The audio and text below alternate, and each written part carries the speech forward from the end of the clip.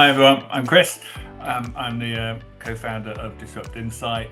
My background is very much everything, all kinds of consumer insight, but very much from a kind of behavioural science and kind of change lens. I'm trying to kind of take that tricky data and interpret it as to what we can do in terms of strategy and activation.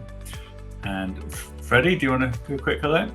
Yeah, hi there. I'm Freddie, a director at Potentia. We're an online data collection agency with an international reach, and we support our clients through providing high quality data quickly, as we have done for Disrupt and CommUnique on this project. Thank you both.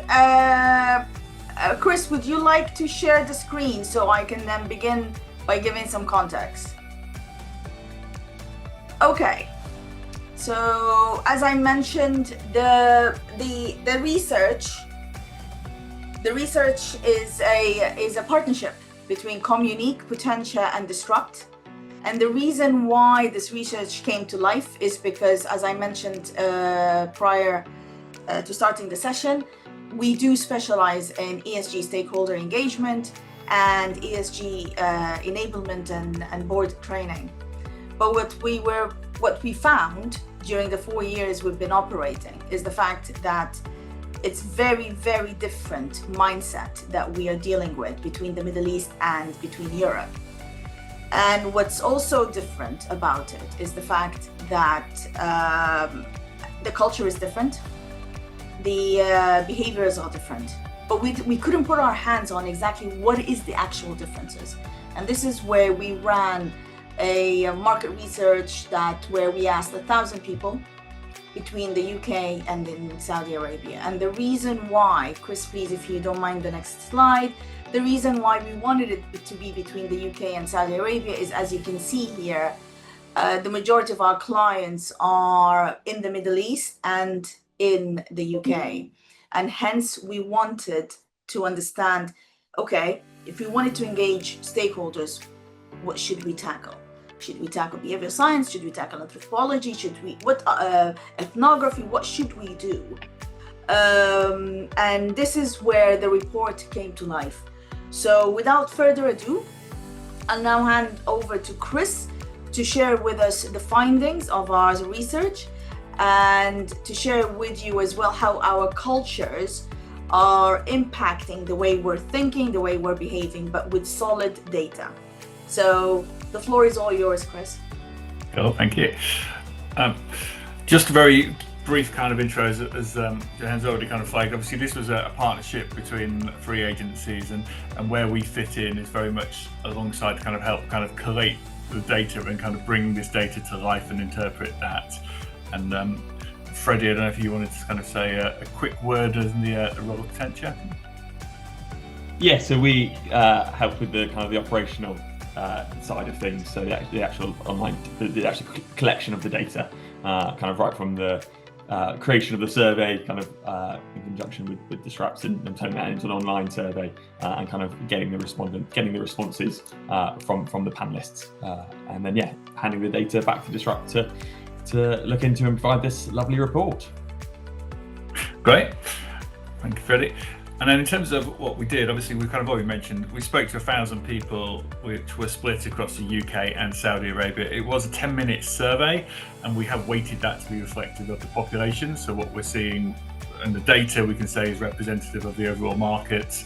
And we did ask a number of questions around attitudes, understanding of sustainability, and a lot of kind of the perceived role as well. And some of those questions, we did use a special technique called implicit response testing, whereby we can kind of get a measure of how much people are saying it with certainty and that kind of subconscious level. Essentially, by the speed they respond, the more certain they are and the more subconscious that agreement is in the brain. So we pulled out a few of those interesting findings as we've gone through as well.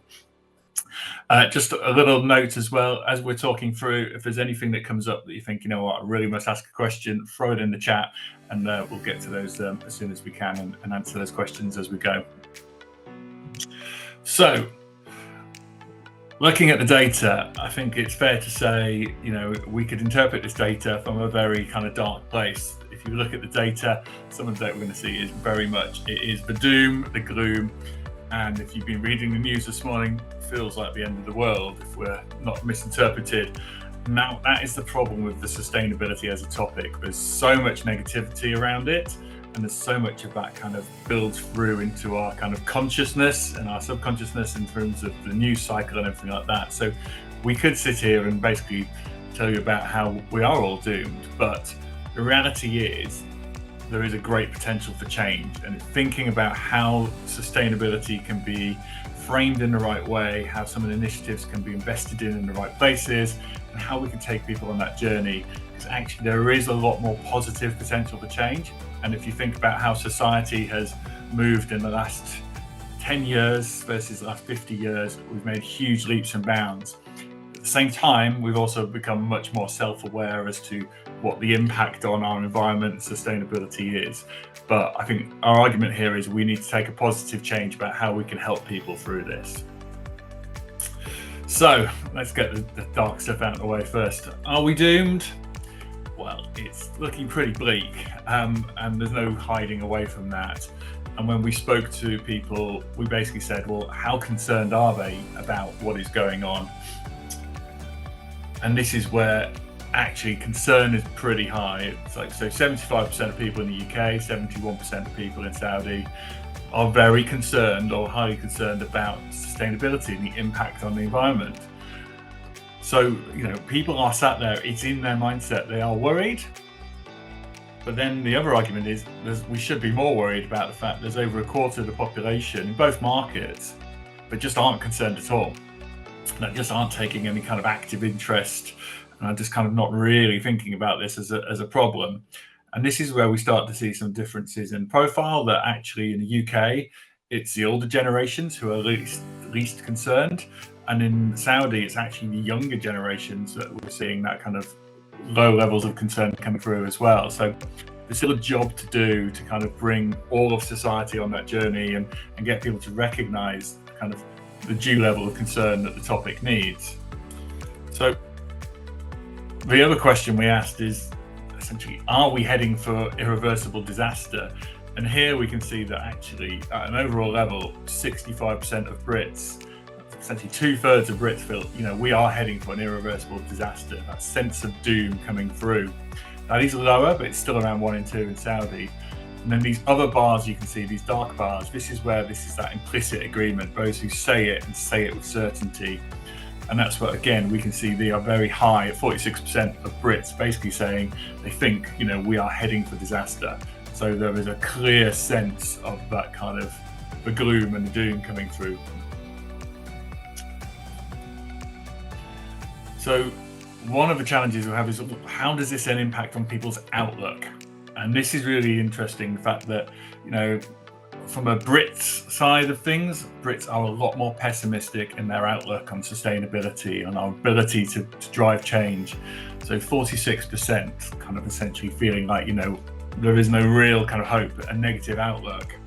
And from a cultural point of view, it's fascinating because actually Saudi Arabia is the opposite. They are much more optimistic in their outlook about being able to kind of adapt and kind of create change to address sustainability issues. So already we've got very different reactions to the cultural dimension just by the sense of how people are viewing the topic.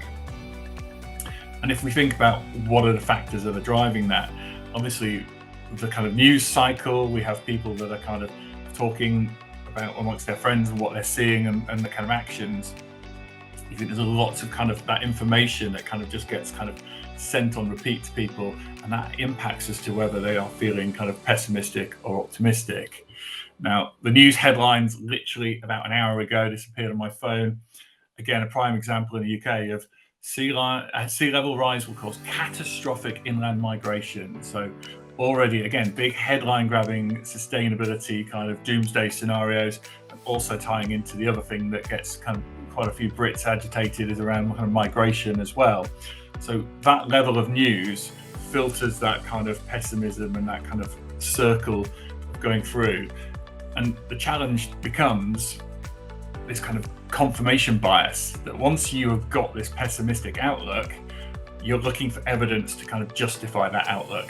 So the fact is that if you do have a pessimistic view of change, you see the news today, it just keeps reaffirming that. And then you end up in the news cycle where the more you click on the kind of headline grabbing kind of headlines, the more the news cycle will feed up that kind of news. So we're kind of almost in a cycle of pessimism that can be hard to break, which is why when we're looking for kind of inspiration from the likes of Saudi and other cultures, again, there's a lot to learn from the fact that how you can frame optimism for good when it comes to creating change.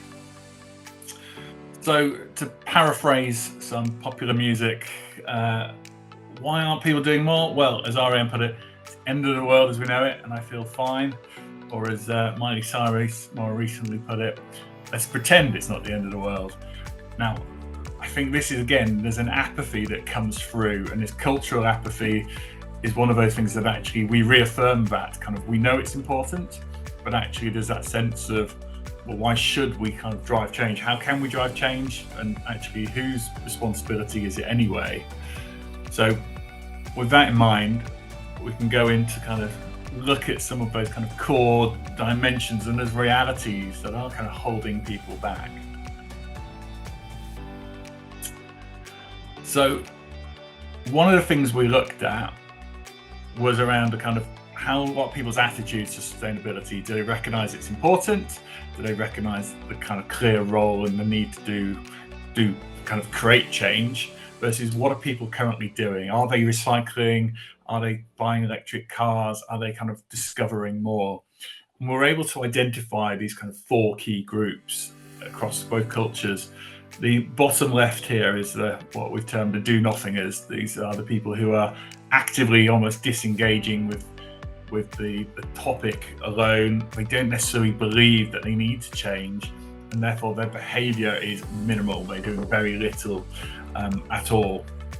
Then we have the minimalists, which are a step up, and they are the ones that are essentially doing what the bare minimum that society expects. So they'll be the people that are taking their recycling and doing a kind of core minimum. They recognise the importance, they know that they need to do something, but they're just not motivated to change or don't believe that they need to change.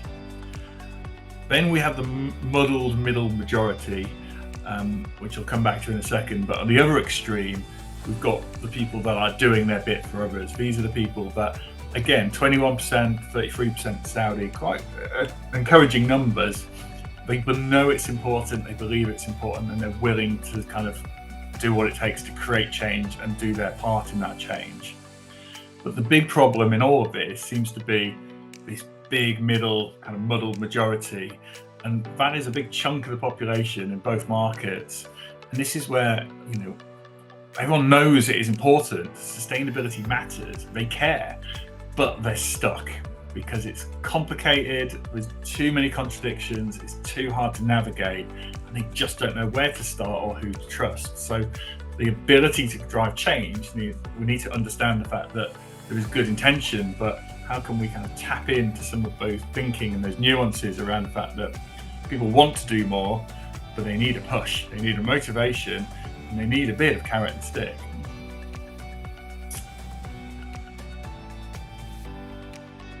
So just stepping back a second and thinking about sustainability, one of the challenges we have with sustainability as a topic is it's become that kind of badge for anything to do with essentially environmental protection and resource conservation. So most people think of sustainability probably in a way of climate change, saving trees and you know, greenhouse gases as the kind of general default that people have.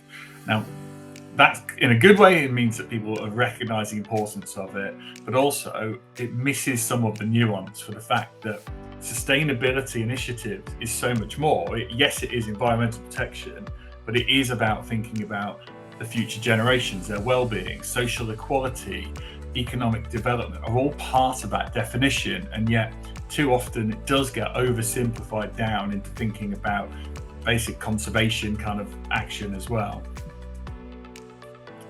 So there is a challenge of thinking about, well, how do you, even just talking about sustainability, people just naturally default it back up to this kind of big nebulous thing, but people need to think about sustainability in a more holistic way about it is about creating sustainable behaviours across the whole ecosystem and across the whole aspects of human behaviour in the environment as well. Now, one of the big challenges comes down to education, and we know that in reality, all of the parts of the ecosystems around waste management, around the food chain, around water conservation, all of these areas, they're in a global supply chain. They're incredibly complicated, and parts of it because most people just can't begin to understand. So even when they think they're getting something from one place, actually the way that goods are manufactured means people don't often understand the complexity of that.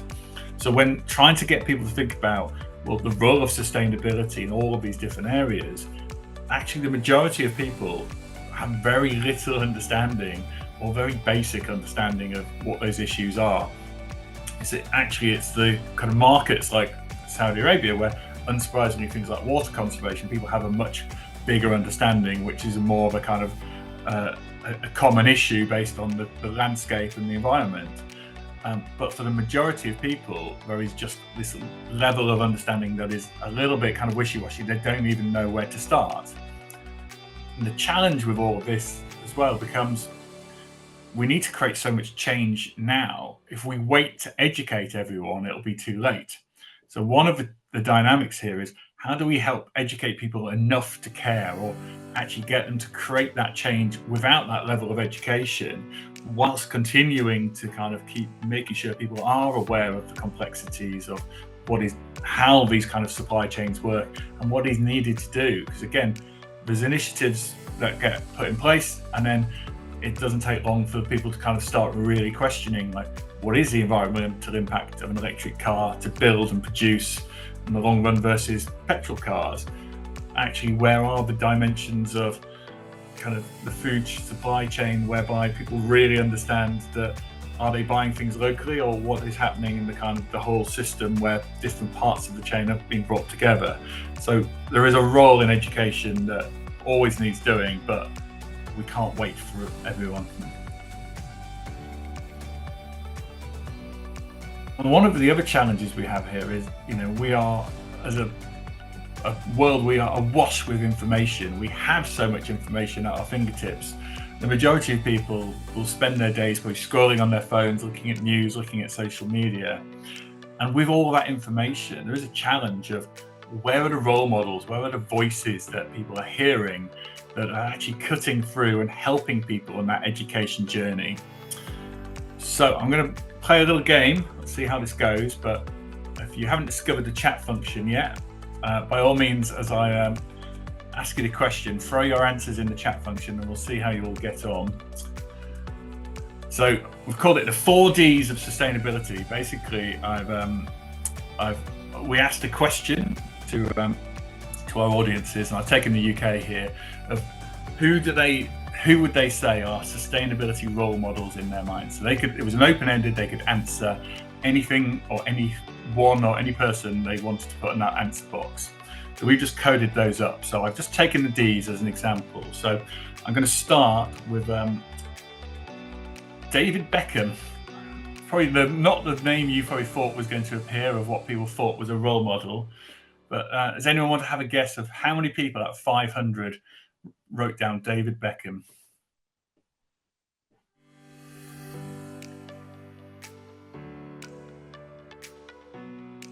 10, 20, 50, 20, 10, 125. Wow, that is 200. It's getting higher and higher.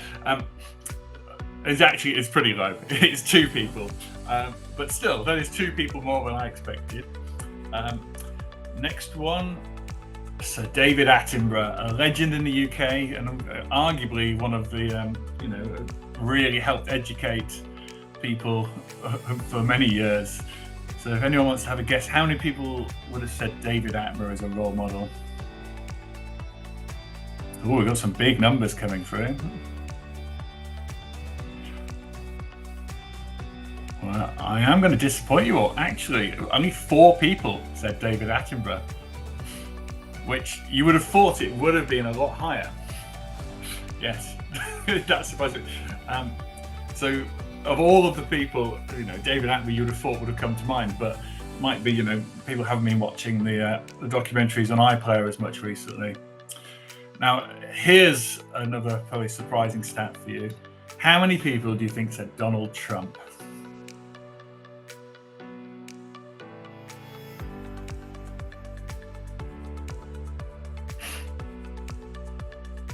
0, 450. Yeah, as a role model. No, I think some people are reluctant to put their answers down. I don't know whether this gives you hope or not, but there was one person said Donald Trump. So you could all be slightly relieved on that one. So who was the fourth D that got mentioned? So, you know, we've had David Beckham, we've had Donald Trump, we've had Sir David Attenborough. Anyone want to guess something or someone beginning with D? 50% of all answers.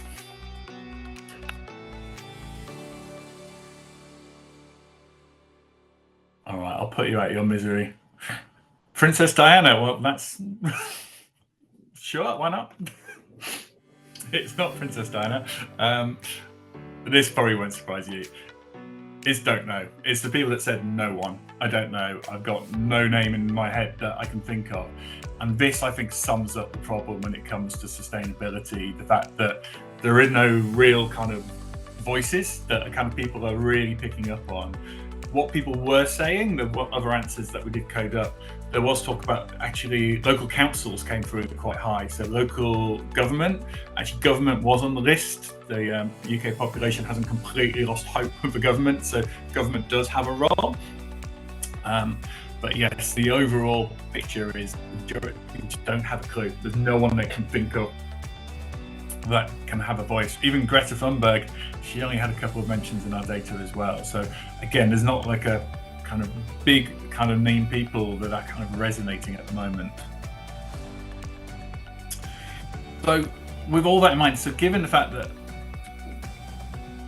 there's not, the people are struggling in terms of who they can turn to, there is a recognition across all cultures really here that we all have a role to play. People know that there is an element that they have to do their bit.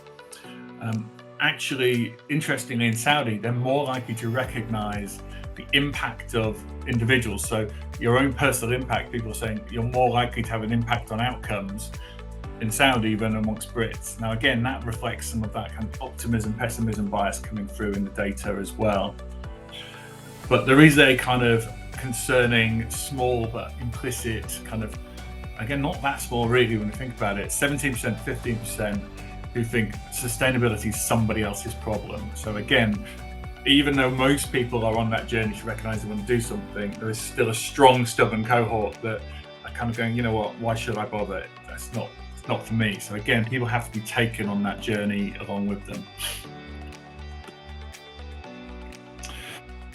This is where, again, beyond individuals, businesses have a lot of role to play as well. There was a broad recognition that the government has to play a role to lead, that businesses have to play a role, that people have to play a role. All of that is combination, but it's like, how do you help people on that journey? Now, businesses, there's an expectation that consumers are expecting businesses to do more. So 81%, 85% agreeing that actually businesses should be doing more. Really high implicit agreement on these measures. And businesses should have a responsibility to do more in everything they do.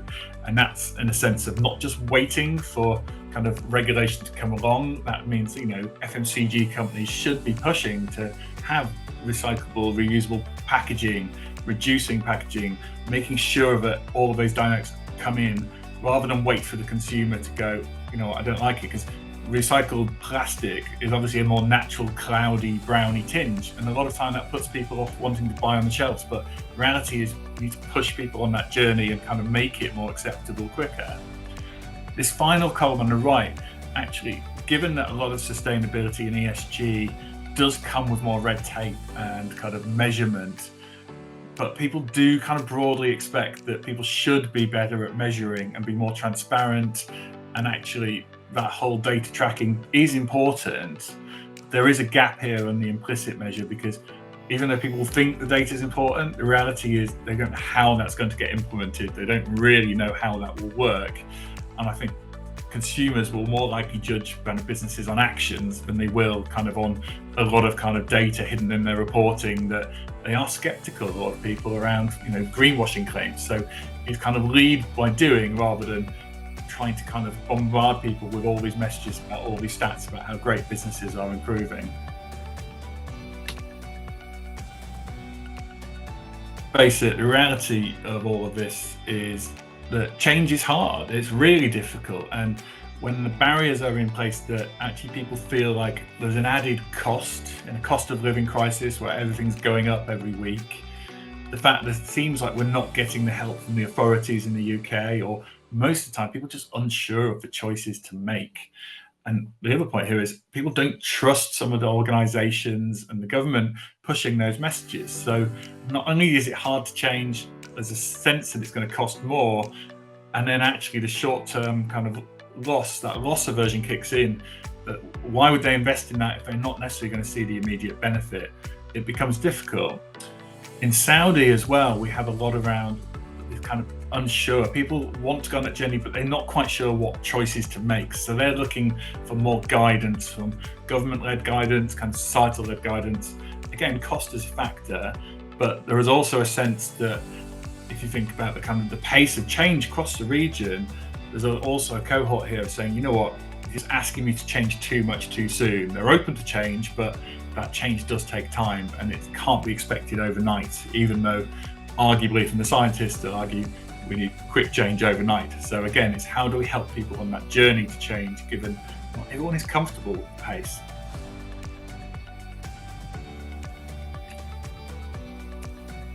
So how do we help kind of drive positive kind of sustainable change? So one of the things to think about is, we talked about, there's no real influences or influencers people can name. And this is why we look at how do people get their information on sustainability? How do they educate on the topic? In the UK, the news cycle documentaries, David Attenborough coming through again, come through as the top kind of means that people feel that they're informed. Then got social media, we've got environmental organisations, and we've got talking with friends and relatives. In Saudi, it's a very different dynamic. That the social media element comes through much higher, and where actually from a younger population, social media usage is incredibly high across the region. But again, we have government coming through. The government is a more trusted source and key source of information about sustainability and change compared to the UK, where the government isn't even in the top 5. News cycle is still important, but education. So again, if we think about, if this is how people are kind of learning now, actually there is a role here for social media. And social media here is one of those where people are almost afraid to put too much out on there from a brand point of view, because it can easily open up a whole can of worms when you're talking about ESG and sustainability. But that is a key route that people are on every day, and they will take that information in. But it's better to have trusted, reliable, factual information that is going into people's kind of phones, rather than just leaving it to kind of who knows what information they're getting. So again, there is a role to have a positive, factual debate and using social media as a channel.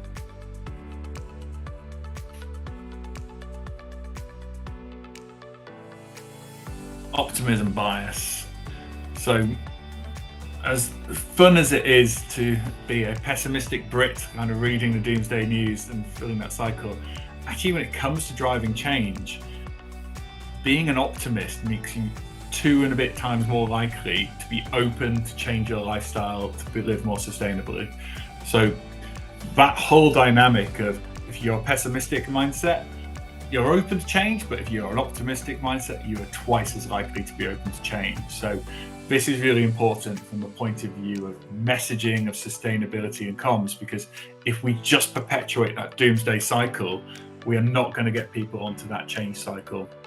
So that optimism bias and framing it to kind of give people a reason to believe, or as Monty Python put it, always look on the bright side of life. I think it's incredibly powerful motivator. There is science behind a lot of this. There's a book by Tali Sharot called The Optimism Bias, and it's fascinating because essentially the brain is more programmed that if you're more optimistic on outlook, you're more likely to take in more information.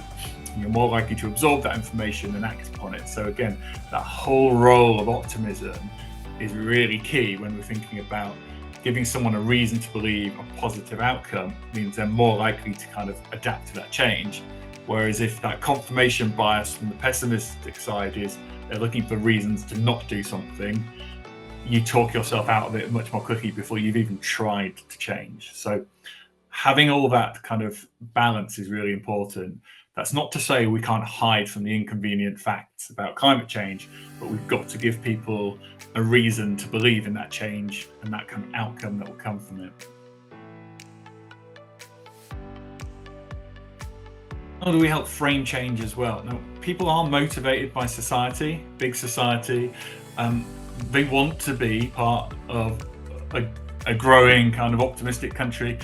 They want to be responsible citizens. They do want to help the future generations, and they want to do their bit to lead by example, to kind of not feel guilty. So there are powerful motivations that can kind of underpin all of this. But essentially, it's how to help them kind of deliver on all of that as well. Interestingly, one of the things to do that can be kind of the power of social proof. And we did ask a question around how seriously is sustainability perceived to be taken? So how much in your house is it taken versus how seriously is it kind of perceived in the rest of your country? So in Saudi Arabia, we saw 80% of people said, it's taken very seriously in my household. But amongst the wider country, people perceived that the country is doing more than the individual households. So there's this sense that actually, as a household, you've got to kind of catch up to what the rest of the country is doing. So that kind of more positive framing that actually you need to keep up with the Joneses, as the British phrase goes, where actually you want to do more in order to keep up with that societal expectation. So that can be a powerful motivator. Now, the pessimistic Brits, you probably guessed, is the other way around. And this is where people perceive that they are doing more in their households than the rest of the country is doing. So that very nature of the fact that you feel that you are doing more yourself and that other people are doing less, that is not a more powerful motivator for you to go out and do more, because you're already feeling that everyone else needs to catch up. So that mental framing there is more difficult, because you're essentially saying, why should you bother if your neighbour isn't bothering over the road? And that's a problem that needs to address in a lot of the kind of framing and the thinking, that if you already think you're doing as much as you are, how do you get people to do more if they don't feel like others are doing it? So proving that social proof is really important to kind of get people kind of thinking they need to catch up and do more, rather than sit back and wait for everyone else.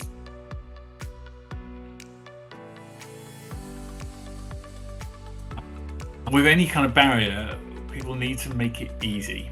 And the thing with sustainability, as we've just mentioned, is complicated. Supply chains are complicated. So how do you drive change? Well, people do need to be better informed. People do need more convenient options. The more easy it is, the more convenient it is, the more it becomes default.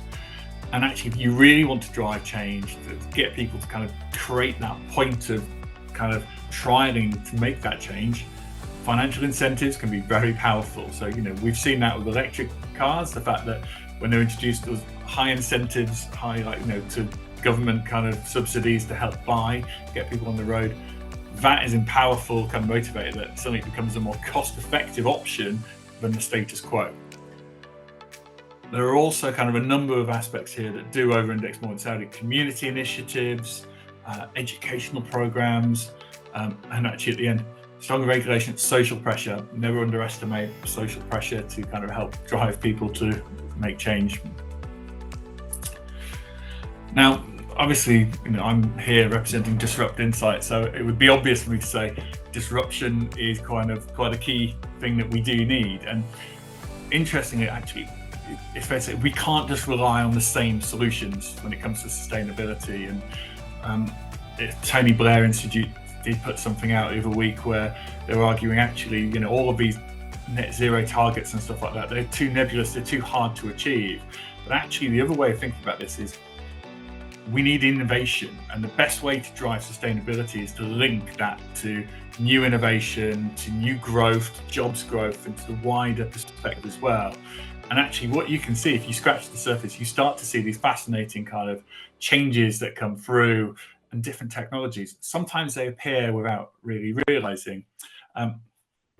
in the for those of you who are in the UK, probably very familiar with the Boris bikes in London. Now, Boris didn't invent them as much as he probably claimed that he probably thought he did. So that came in 2010, and they've been planning that for like about 10 years at TfL. But that had a huge revolutionary impact on London, how people go around and use more sustainable kind of solutions rather than kind of other kind of traffic clogging solutions. But actually, if you look at the history of that, the innovation, the real disruption, that came from Amsterdam back in 1965, where there was a kind of a counterculture movement, a Provo group.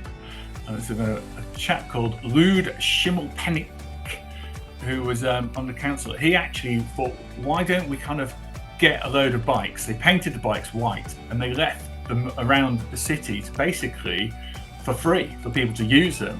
So that was the kind of starting point where people thought, actually, there's something in this, whereby that kind of sharing of the bike. And actually, if you think now, Amsterdam, all this time later, is associated with being a bike city, but it took that moment of disruption and that initial idea to kind of start filtering back through into all the other kind of things we're seeing now with the line bikes, the forest bikes, and everything else like that.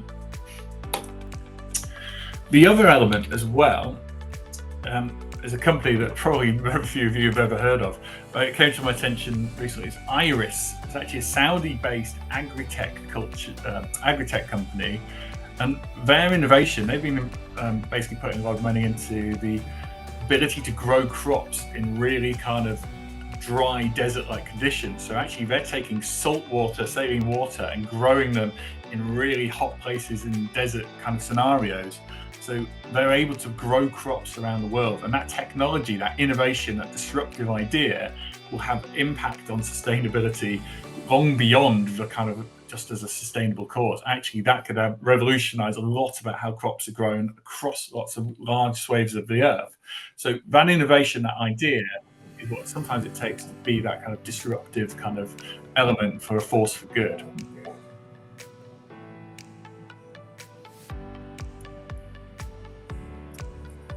So essentially, it's not the end of the world. I think just to kind of, one of the things we do need to think about is how to make sustainability easier, but really importantly, how do we frame it positively? As I say, we can't hide away from the fact that there is serious implications to all of this, but if we frame change from a positive point of view of an investment in jobs, an investment in growth, an investment in more equitable society, and that investment element is key, because the moment it becomes too hard for big businesses to invest, the harder it is to kind of create that kind of positive cycle of change as well.